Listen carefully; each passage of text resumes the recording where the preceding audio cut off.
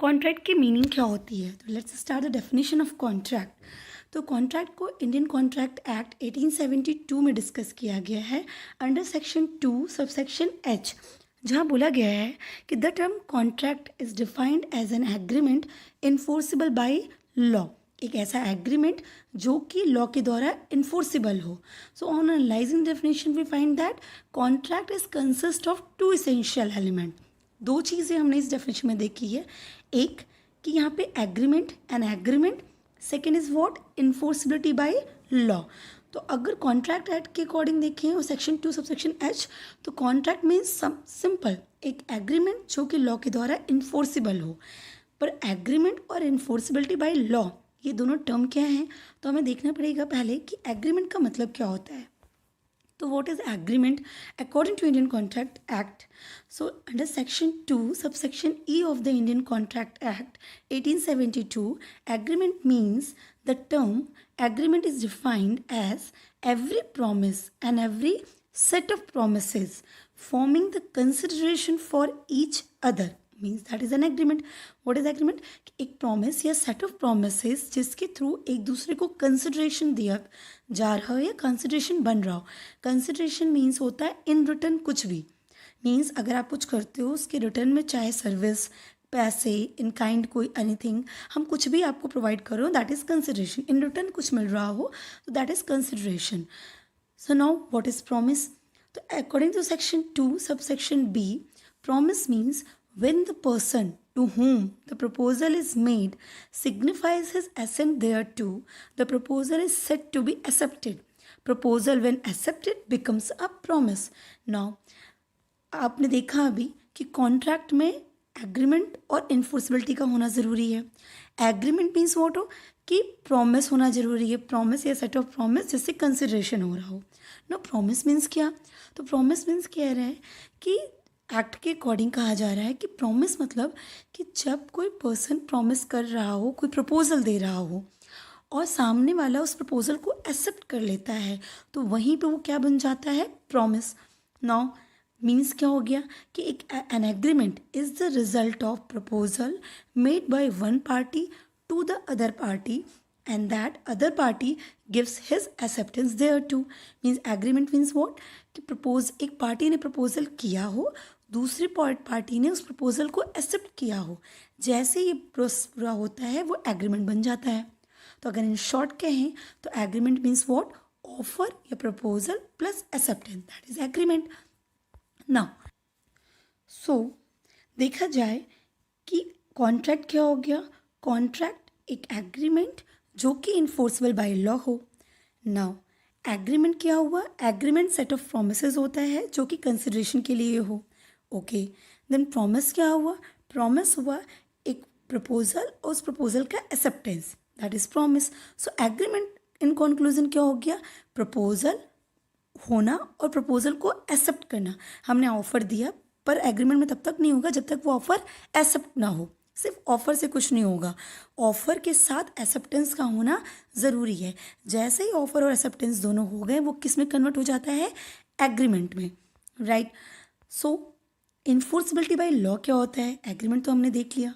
Enforceable means able to be imposed, can be executed, can be abide by law. Enforceable means जो कि law के द्वारा माना जाए, जो लॉ के द्वारा एग्जीक्यूट हो रहा हो, जिसे लॉ माने लीगल। अगर हम सिंपली समझाएं आपको, तो जैसे मान लीजिए कि कॉन्ट्रैक्ट बनने के लिए हमारा एग्रीमेंट का होना ज़रूरी है। एग्रीमेंट के साथ एक ऐसा एग्रीमेंट जो लॉ मान रहा हो कि हाँ ये वैलिड है। अब देखिए कैसे, सपोज करिए कि एक पर्सन है और पर्सन ने दूसरे पर्सन को बोला, मैंने ए है, ए ने बी को बोला कि अगर आप सी को शूट कर दोगे तो मैं आपको 50 लाख रुपीज़ दूंगा। ओके, सीन अब यहाँ पे ऑफर हो गया, सामने वाली पार्टी ने ऑफर एक्सेप्ट कर लिया, मीन्स बी ने एक्सेप्ट कर लिया, बी ने कहा ओके डन, अब मैं शूट कर दूंगा सी को 50,000 के लिए, एक्सेप्टेंस हो गई। ना यहाँ ऑफर हुआ, प्रॉमिस हुआ, कंसिडरेशन में 50,000 रुपीज़ भी हो गए, ठीक है, और एक्सेप्टेंस भी हो गया। Means what? Agreement done. Offer हुआ, एक्सेप्टेंस हुआ, जैसे ही ऑफर एक्सेप्टेंस होता है एग्रीमेंट हो जाता है। ओके, लेकिन अब हुआ क्या? बी जो है सी को शूट नहीं करता है, वो रेडी नहीं हुआ, तो अब क्या हो गया? वो एग्रीमेंट तोड़ रहा है। तो क्या ए इस चीज़ को कोर्ट में जाके बोल सकता है कि कोर्ट में ऐसे ही कि देखिए यहाँ पे इन्होंने हमसे प्रॉमिस किया या इन्होंने एग्रीमेंट हमसे किया और अब ये एग्रीमेंट कंप्लीट नहीं कर रहे हैं, ये शूट करने के लिए बात की और शूट नहीं कर रहे हैं। नहीं, ये चीज़ बिल्कुल नहीं बोल सकते। क्यों? क्योंकि ये इलीगल है। मीन्स वॉट कि एग्रीमेंट होने के साथ साथ उसे लीगल होना भी ज़रूरी है। मीन्स ऐसी चीज़ जिसे आप कोर्ट तक ले जा सकते हो, वो कोर्ट मान रही हो कि हाँ ये चीज़ वैलिड है, तो उसी को हम कहते हैं enforceability by law. So an agreement to become a contract must give a rise to a legal obligation which means a duty enforceable by law। उसका लॉ के द्वारा इन्फोर्सिबल होना मस्ट है, तभी वो एग्रीमेंट कॉन्ट्रैक्ट में कन्वर्ट होगा। Thus it can be concluded that contract means what? Accepted proposal। proposal that is an agreement। agreement means offer देना प्लस एक्सेप्टेंस लेना, तो एग्रीमेंट हो गया प्लस इन्फोर्सिबिलिटी बाय लॉ, तभी वो क्या बन गया आपका कॉन्ट्रैक्ट। नाउ एक नोटेशन होती है, all contracts are agreements but all agreements need not be a contract. Means what?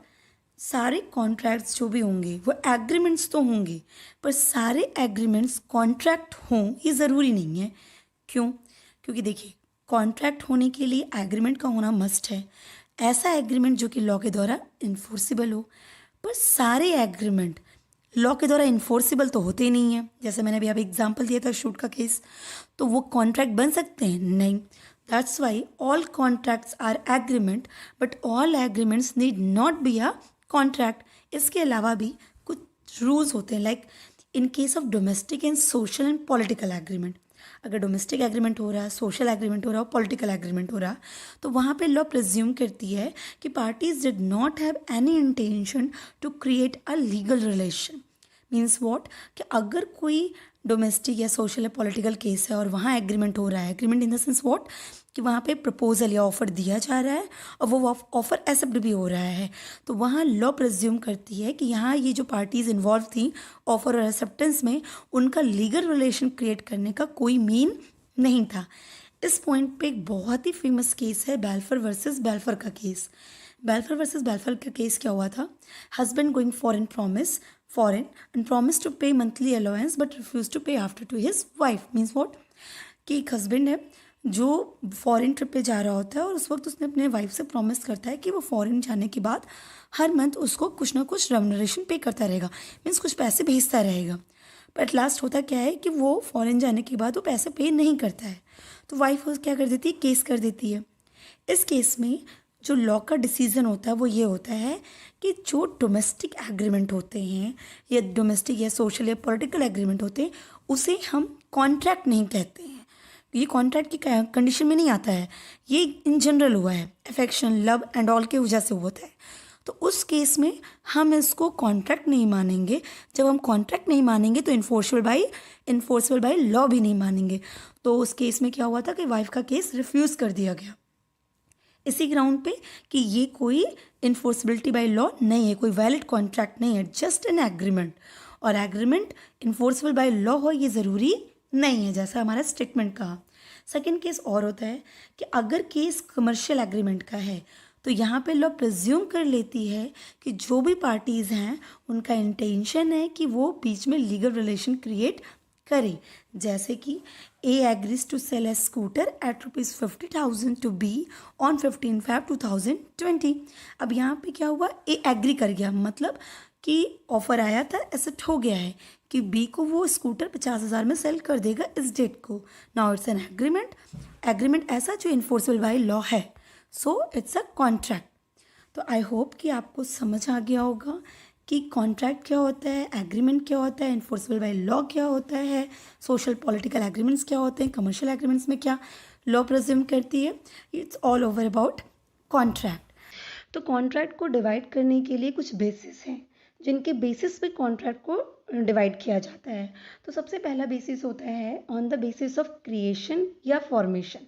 Creation या फॉर्मेशन के बेसिस पे कॉन्ट्रैक्ट कितने टाइप के हो सकते हैं? तो एक होता है एक्सप्रेस कॉन्ट्रैक्ट, दूसरा होता है इम्प्लाइड कॉन्ट्रैक्ट, तीसरा होता है आपका quasi contract and last is E contract. Second basis जो बताई गई है वो है बेसिस ऑफ इन्फोर्सिबिलिटी। इन्फोर्सिबिलिटी के बेसिस पे कॉन्ट्रैक्ट कितने टाइप के होते हैं? तो एक होता है आपका वैलिड, एक होता है वॉइड, voidable, illegal एंड अनएनफोर्सेबल।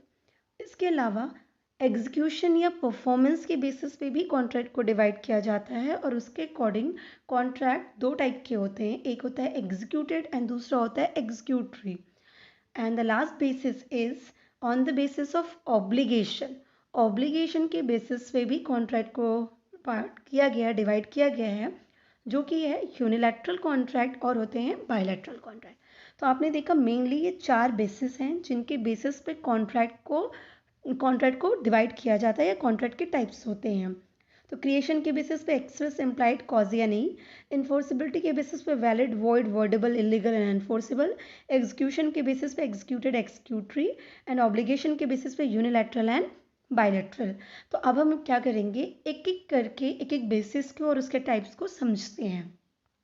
तो सबसे पहले हम स्टार्ट करते हैं on the basis of creation या फॉर्मेशन। तो on the basis of creation and formation first है express contract. What is express contract? Proposal और acceptance of any promise is made in words written और spoken. Express contract क्या हो गया? जो भी एक्सेप्टेंस या प्रपोजल या ऑफर हुआ है कि प्रॉमिस की जा रही है कि हम ये कॉन्ट्रैक्ट करेंगे, वो वर्ड्स में हो, मतलब वो एक्सप्रेसली एक्सप्रेस किया गया हो, साफ साफ आपको बताया गया हो कि देखिए हम इस कॉन्ट्रैक्ट में इन्वॉल्व हो रहे हैं, चाहे वो ओरली बोल के किया गया हो या फिर इन राइटिंग एग्रीमेंट बना के किया गया हो। Second is implied contract. Implied contract is what? Proposal और acceptance is made otherwise than words. Implied मतलब इम्प्लाइड है, आप मानते हैं, ये जान जाते हैं, अपने आप इम्प्लाइड हो जाता है, मतलब समझ जाते हैं ये चीज़ कि हाँ ये कॉन्ट्रैक्ट हो रहा है। तो वहाँ पे क्या होता है? प्रपोजल, ऑफर और एक्सेप्टेंस कैसे हो रही होगी? विदाउट इन वर्ड, मतलब चाहे वो ओरली या स्पोकन, किसी वर्ड के थ्रू नहीं हो रही होगी। यहाँ पे एक्सप्रेसली डिसाइड नहीं किया गया कि देखिए हम इस कॉन्ट्रैक्ट में इन्वॉल्व हो रहे हैं। ये इम्प्लाइड होता है कि हम कॉन्ट्रैक्ट में इन्वॉल्व हो रहे हैं। जैसे सपोज करिए आप रेलवे स्टेशन पे हो और आप ट्रेन से उतरते हो और एक कूली आता है और आपका लगेज उठा लेता है। इन दैट केस कूली लगेज उठा लेता है और जब आपको ड्रॉप करता है तो उसी वक्त क्या हो गया, आप समझ गए कि अगर कूली ने आपका सामान उठाया है तो आपको पे करना। तो ये क्या हो गया? Implied contract. आपका अपने आप ही कॉन्ट्रैक्ट बन गया, सिचुएशन के अकॉर्डिंग कॉन्ट्रैक्ट बन गया। उसने लगेज, अब अगर आपको इन्वॉल्व नहीं होना है इस कॉन्ट्रैक्ट में तो आप कुली को मना कर दोगे कि नहीं नहीं आप जो है हमारा सामान, हमारा लगेज मत उठाइए। पर अदरवाइज उसने लगेज उठा लिया तो आप समझ गए कि आप एक कॉन्ट्रैक्ट में बाइंड हो गए हो। अब उसकी परफॉर्मेंस के बेसिस पे आपको भी इन रिटर्न इन कंसिडरेशन कुछ पे करना, जो कि आप मनी दे देते हो उसे। तो दैट इज इम्प्लाइड कॉन्ट्रैक्ट, कुछ बोलने की जरूरत नहीं हुई, राइट। इसी तरीके से सेम सिचुएशन में आप कॉबलर का देख लो। कॉबलर को अपने शूज़ रखा तो कॉबलर समझ गया कि उसे शूज़ को बनाना है। सिमिलरली जैसे ही कॉबलर ने शूज़ बना लिया, आपको पता चल गया कि अब आपको पेमेंट करनी है। तो ये ऐसे कॉन्ट्रैक्ट को हम क्या कहते हैं? Implied contract. Okay, third is what? Quasi contract. Quasi contract क्या होता है? A quasi contract is not an actual contract but it resembles a contract. ये एक्चुअली कोई कॉन्ट्रैक्ट नहीं होता है बट ये रिजेंबल होता है, माना जाता है कि हाँ कॉन्ट्रैक्ट है।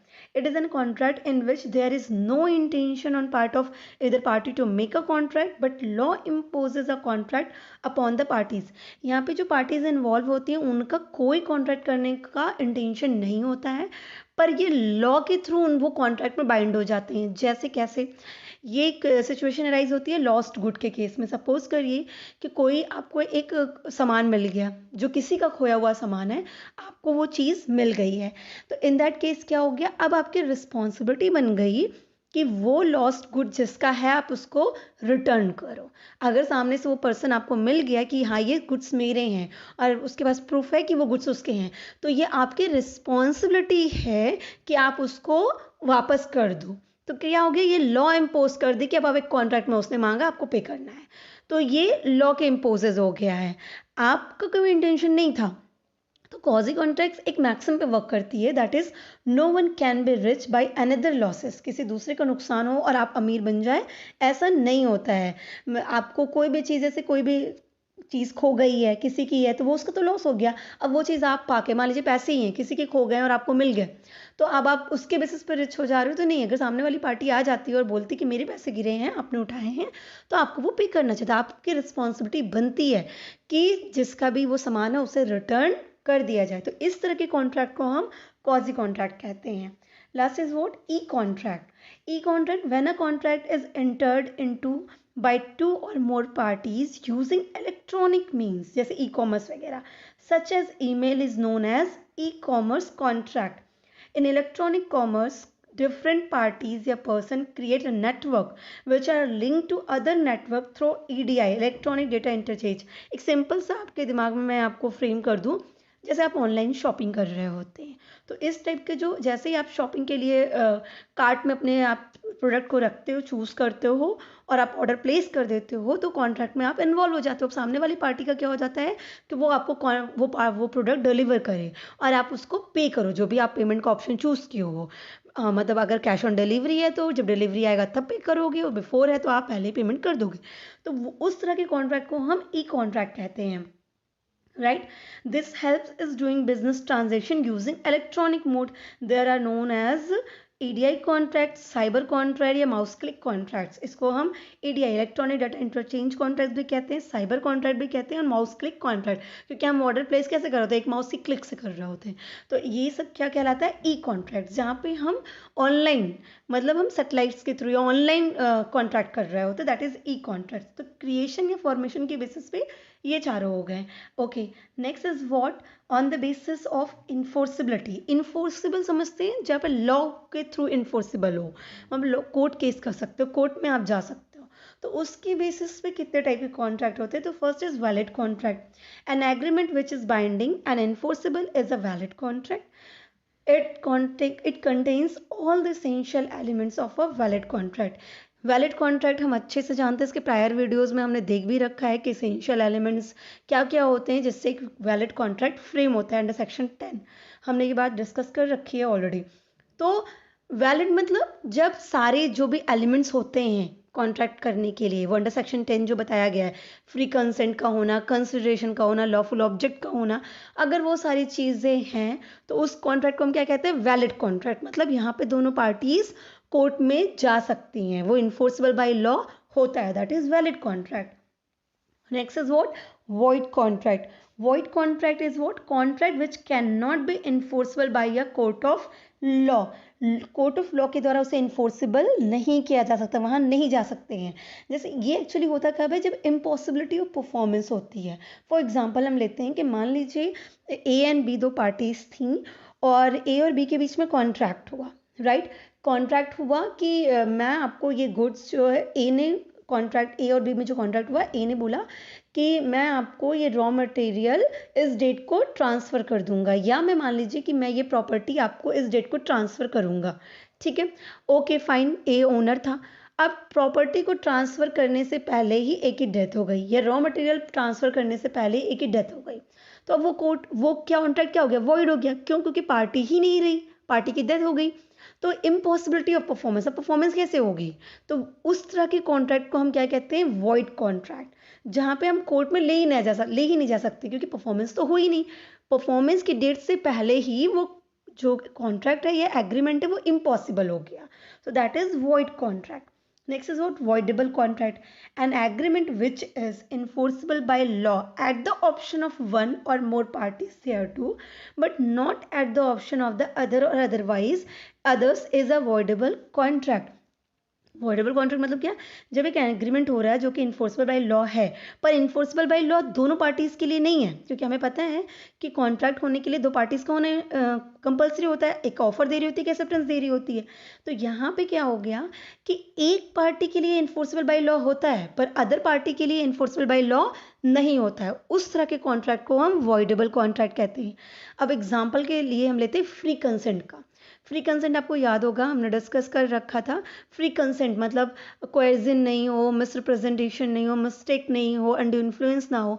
अब सपोज करिए ए और बी दो कॉन्ट्रैक्ट में इन्वॉल्व हो रहे हैं, ठीक है? यहाँ पे ए जो है कॉन्ट्रैक्ट करवा रहा है बी से, बी के थ्रू कॉन्ट्रैक्ट कर रहा है और बी से बोल रहा है कि आप ये वर्क कंप्लीट करो, इसलिए मतलब वो अनड्यू इन्फ्लुएंस कर रहा है, मतलब अपना अनड्यू प्रेशर उस पर डाल रहा है, लाइक किसी का पॉलिटिकल का डाल रहा है, या मैं कह लूँ कोएजन कर रहा है, डरा धमका के वो उससे कॉन्ट्रैक्ट कराने के लिए रेडी करा रहा है, और बी वो कॉन्ट्रैक्ट कर लेती है, कंप्लीट करती है। तो in that case be aggrieved party हुई, क्योंकि उसे डरा धमका के कॉन्ट्रैक्ट कंप्लीट कराया जा रहा है। तो बी के लिए वो इन्फोर्सेबल बाय लॉ हुआ। बी कोर्ट में जाके उसके अगेंस्ट कोर्ट केस कर सकती है, पर ए के लिए इन्फोर्सेबल बाय लॉ नहीं हुआ। क्यों? क्योंकि ए तो डरा धमका रही है, ए तो उसको कोएर्जन कर रही है, अंडर इन्फ्लुएंस करके कॉन्ट्रैक्ट करा रही है, तो ए के लिए वो इन्फोर्सेबल बाय लॉ नहीं हुआ, पर अदर पार्टी बी जो एग्रीव्ड पार्टी है उसके लिए वो इन्फोर्सेबल बाय लॉ हुआ। तो इस तरह के कॉन्ट्रैक्ट को हम कहते हैं voidable contract, that is void एब इनिशियो। ये वॉइडेबल कॉन्ट्रैक्ट हुआ, मतलब जहाँ एक पार्टी के लिए तो होता है कि वो इन्फोर्सेबल बाय लॉ है, पर अदर पार्टी के लिए इन्फोर्सेबल बाय लॉ नहीं होता है, that is voidable contract. Last is what? Illegal contract. And illegal agreements are void, but all void agreements are not necessarily illegal. Illegal contract समझ लीजिए कि जहाँ पे ऑब्जेक्ट ही इलीगल हो, जिस पर्पस के लिए कॉन्ट्रैक्ट किया जा रहा है वो पर्पस ही इलीगल हो गया।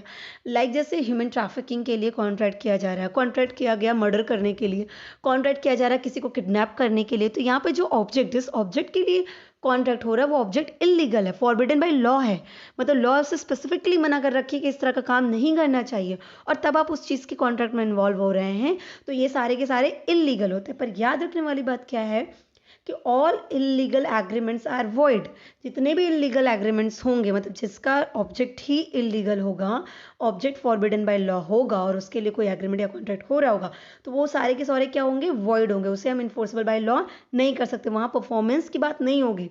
लेकिन सारे वॉइड एग्रीमेंट्स को हम इलीगल नहीं कह सकते। वॉइड एग्रीमेंट कब होगा? जब इम्पॉसिबिलिटी ऑफ परफॉर्मेंस होती है, राइट? तो इम्पॉसिबिलिटी ऑफ परफॉर्मेंस, जैसे डेथ का केस आ गया था, तो हम उसको इलीगल नहीं कहेंगे। जब कॉन्ट्रैक्ट हुआ था तब तो वो लीगल था, पर सडन या सडन इवेंट की वजह से कुछ ऐसा हो जाता है जिसकी वजह से पॉसिबिलिटी नहीं हो पाई कि कॉन्ट्रैक्ट कंप्लीट किया जाए, तो वो वॉइड हो जाता है। तो हम हर वॉइड एग्रीमेंट इलीगल हो ऐसा कंपल्सरी नहीं है, पर हर इलीगल एग्रीमेंट वॉइड ही है ये कंफर्म होता है, क्योंकि हर इलीगल एग्रीमेंट को उसको होता है कि वो परफॉर्मेंस नहीं होगी, तो वो वॉइड ही होगा। तो ये तो हो गया इन्फोर्सिबिलिटी के बेसिस पे। एक लास्ट है unenforceable contract, where a contract is good in substance, मतलब सही है, सब कुछ तरीके से कॉन्ट्रैक्ट सही है, but because of some technical defect, that is absence in writing, bad by limitation, etc., one or both the parties cannot sue upon it, it is described as unenforceable contract। जहाँ सब कुछ सही था, contract बिल्कुल सही चल रहा था, पर जो एग्रीमेंट है वो नहीं है, उसमें कुछ टेक्निकल डिफेक्ट है, साइन नहीं किया गया, डेट नहीं मेंशन है, या वो राइटिंग में सही तरीके से ऑब्जेक्ट को क्लियर नहीं कर रहा है, मतलब कुछ ऐसा है जिसकी वजह से दोनों पार्टीज एक दूसरे पे स्यू, मतलब कोर्ट केस नहीं कर सकती हैं, तो ये क्या हो गया? अनइन्फोर्सेबल बाय लॉ, मतलब टेक्निकल एरर की वजह से आप कोर्ट में नहीं जा सकते हो, तो in that case that is unenforceable contract. तो इन्फोर्सिबिलिटी के बेसिस पे ये 5 टाइप होते हैं कॉन्ट्रैक्ट के। अब नेक्स्ट देखते हैं हम on the basis of execution, execute करने के बेसिस पे, परफॉर्मेंस के बेसिस पे क्या होता है। First is executed contract, if the consideration for a promise, what is? If the consideration for the promise in a contract, that is any act or forbearance, is given or executed, such type of contract is called contract with executed consideration. Means क्या हो गया है कि यहाँ पे जो भी contract के लिए प्रॉमिस है या जो भी कंसिडरेशन, जो भी एग्रीमेंट के लिए जो बातें डिसाइड की गई हैं, वो क्या हो गई? कंप्लीट हो गई, वो लोग कर देते हैं, परफॉर्मेंस डन हो जाती है, that is executed contract. Suppose करिए आप एक ग्रॉसरी शॉप पे जाते हो और वहाँ से शुगर परचेज करते हो, उन्होंने शुगर दिया और आपने उनको पेमेंट किया, contract done, that is executed contract. दोनों पार्टीज ने अपनी परफॉर्मेंस डन कर दी, that is executed contract. Second is what? Executory contract, consideration is to be performed in future. यहाँ पे क्या हो गया? कंसिडरेशन भी कंफर्म नहीं हुआ, कंसिडरेशन पे ऑफ नहीं हुआ। सपोज करिए, मान लीजिए कि एक स्टूडेंट है, उसने अपने ट्यूशन के लिए मान लीजिए बी से कॉन्ट्रैक्ट करता है, मतलब बी से बात करता है कि आप हमें ट्यूशन करा दीजिए, हमें आपसे ट्यूशन क्लासेस लेनी है। तो इन दैट केस क्या हुआ? ए ने उसको पेमेंट कर दी, और अब या ट्यूशन क्लासेस में जो सर हैं उन्होंने क्लास ले ली, अब ए उसको पेमेंट करेगा, तो यह पेमेंट उसने कर दी, क्लासेस अब आगे से चलेंगी, तो यहाँ पे क्या हो गया? एक हो गया है, दूसरा कंसिडरेशन बाकी है, तो दैट इज एग्जीक्यूटरी कॉन्ट्रैक्ट। मान लीजिए कि स्टूडेंट ने पेमेंट कर दी है और अभी जो ट्यूशन मास्टर ने क्लासेस नेक्स्ट मंथ लेते रहने होगी, तो ये क्या हो गया? एग्जीक्यूटरी, कंसिडरेशन अभी बाकी है, मतलब एक परफॉर्म कर ही रहा है, तो इसे कहते हैं executory contract, performance in future, right. On the basis of obligation, obligation के बेसिस पे एक होता है यूनिलैटरल, दूसरा बायलैटरल होता है। यूनिलैटरल कॉन्ट्रैक्ट क्या होता है? One sided contract in which in which only one party has to perform his promise or obligation to do or forbear. यहाँ पे एक साइडेड की परफॉर्मेंस होती है. सपोज कर लीजिए, फॉर एग्जांपल लेते हैं कि एक मिसिंग बॉय की कंप्लेन की. ए ने कहा कि जो कोई भी इस मिसिंग बॉय को ढूंढ के लाएगा उसे मैं 50,000 पे करूँगा. अब यहाँ पे क्या हो गया, उसने अपने साइड के काम को कंप्लीट कर दिया कि 50,000 वो पे करेगा. अब सेकेंड पार्टी जो कोई भी उसको ढूंढ के लाएगी, जब ढूंढ के लाएगी तब जाके वो कॉन्ट्रैक्ट कंप्लीट होगा. तो यूनिलेटर एक साइड की पार्टी परफॉर्मेंस दे चुकी होती है, मतलब एक साइड की पार्टी ने काम कंप्लीट कर रखा था. ए ने बोला जैसे कि मिसिंग बॉय को जो ढूंढ के लाएगा मैं 50,000 पे करूंगा, उसने अपना काम कंप्लीट कर दिया. अब जब भी जो भी ढूंढ के लाया उसने 50,000 उसको दे देना है. That is unilateral contract, one sided contract. अब सेकेंड पार्टी का हमें डिसाइड नहीं है, वो कोई भी हो सकती है, जो भी ढूंढ के लाएगा वो हो जाएगी. Bilateral contract where the obligation or promise in a contract is outstanding on the part of both the parties. It is known as bilateral contract. जहाँ पे obligation और promise दोनों parties की outstanding है, दोनों parties को performance करना बाकी है. That is bilateral contract. For example हम ऐसे देखते हैं कि मान लीजिए कि ए और बी थे, तो ए ने अपना प्लॉट सेल किया बी को, राइट. तो जब बी को सेल करने के लिए उसने एग्रीमेंट या कॉन्ट्रैक्ट किया तो बी ने उसको 25,000 पे कर दिया. ठीक. अब बी ने बोला कि जिस डेट को आप हमें हमारी सेल या टाइटल डीड ट्रांसफ़र करेंगे, बाकी के पैसे रिमेनिंग अमाउंट हम उस डेट को ट्रांसफ़र करेंगे. तो यहाँ पे दोनों कॉन्ट्रैक्ट में हो गए, पर दोनों की परफॉर्मेंस या दोनों की चीज़ें क्या है, अभी फ्यूचर में होनी बाकी हैं. वो जिस डेट को टाइटल डीड ट्रांसफ़र करेगा उस डेट को वो रिमेनिंग अमाउंट ट्रांसफ़र करेगा. तो दैट इज़ बायलैटरल कॉन्ट्रैक्ट. तो आई होप आपको क्लियर हुआ होगा कि कितने टाइप के कॉन्ट्रैक्ट होते हैं, किन किन बेसिस पर हम इसे डिवाइड करते हैं. तो wish you all the best.